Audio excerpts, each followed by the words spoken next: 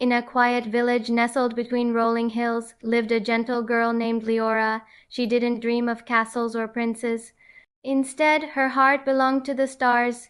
Every night she would gaze up at the sky, tracing constellations with her finger and whispering secrets to the moon. One warm evening, a single firefly, glowing brighter than all the rest, caught her eye. It danced just ahead of her, leading her away from the familiar village path and toward the edge of the woods. There, hidden behind a curtain of weeping willows, was a secret gate. It was covered in twisting, silver vines that seemed to hum with a quiet energy. Curiosity tugged at Leora's heart. She reached out a hesitant hand and gently touched one of the vines.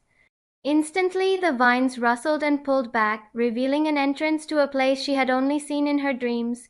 Before her lay a magical garden, bathed in the soft ethereal glow of the full moon. The air was thick with the scent of night-blooming jasmine and something else. Something ancient and powerful. Flowers with petals of spun moonlight whispered secrets to each other as she walked past. A river flowed through the center of the garden, its surface sparkling not with water but with liquid diamonds. Tiny winged fairies, no bigger than her thumb, flitted through the air, their laughter like the chime of tiny bells. As Liora stood in awe, a soft, melodic voice echoed around her, seeming to come from the very air itself. "Welcome, Liora. We've been waiting for you."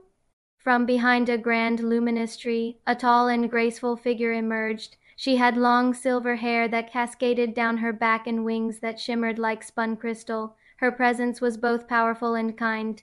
"I am Queen Aralyn," she said, her voice the same one Liora had just heard. "I am the guardian of this Moonlight Garden." The queen's gentle smile faded slightly as she explained why Liora was brought here.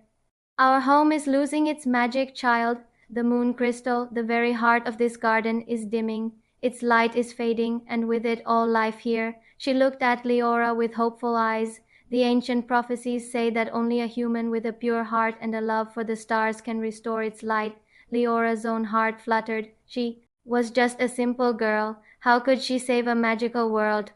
A wave of fear washed over her, but looking at the beautiful fading garden, a stronger feeling bloomed in its place. Determination. "I'll help," she whispered, her voice small but steady. Queen Aralyn's expression softened with gratitude. She explained that the moon crystal had been taken by a creature of shadow named Umbra, who dwelled in the heart of the dreaded Darkwood Forest. "You will not go alone," the queen assured her. She beckoned to a tiny light that was hovering near her shoulder. A small fairy with bright, cheerful eyes zipped over and landed softly on Leora's palm. "This is Pico. He will be your companion and your light in the darkness." Pico glowed with the warmth of a miniature lantern, with a brave nod to the queen and a new friend by her side. Leora turned toward the looming shadows of the forest. Together, she and Pico began their journey into the unknown. The Darkwood Forest was even more frightening than the stories described. The air grew cold, and strange, unsettling sounds echoed through the gnarled trees. The branches seemed to twist into menacing shapes, and shadows danced at the edge of their vision. Whispers slithered through the leaves, hissing, "Turn back. You don't belong here."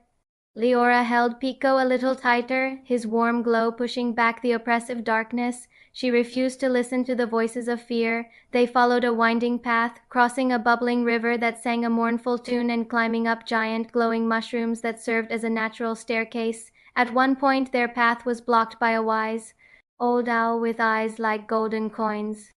He would only let them pass if they could solve his riddle. Liora listened carefully and, with a spark of insight, answered correctly, earning a respectful nod from the ancient bird. With every challenge she overcame, Liora could feel her fear melting away, replaced by a growing courage she never knew she possessed. Finally, guided by Pico's unwavering light, they reached the heart of the forest and found a dark, gaping cave. This was Umbra's lair. Taking a deep breath, Liora stepped inside. The air was heavy and cold. In the center of the cave, she saw him, a shifting creature made of swirling black smoke, with no discernible shape. In the center of the smoke, the moon crystal pulsed with a faint, sad light. A deep, sorrowful voice rumbled from the creature. "I didn't steal the crystal to harm it. I took it because I wanted its light. I have lived in darkness my entire life, alone." Leora's fear vanished, replaced by a profound sense of empathy. She didn't see a monster, She saw a lonely soul. She slowly walked forward, her hand outstretched. You don't have to be alone, she said softly. You can share the light with us. You don't need to steal it to feel its warmth. She gently touched the edge of the smoky form. At her touch, the swirling darkness calmed and Umbra began to change. The smoke solidified into a soft gray creature with large, curious silver eyes that reflected the crystal's light. He looked at his own transformed hand, then at Liora, and carefully returned the moon crystal to her.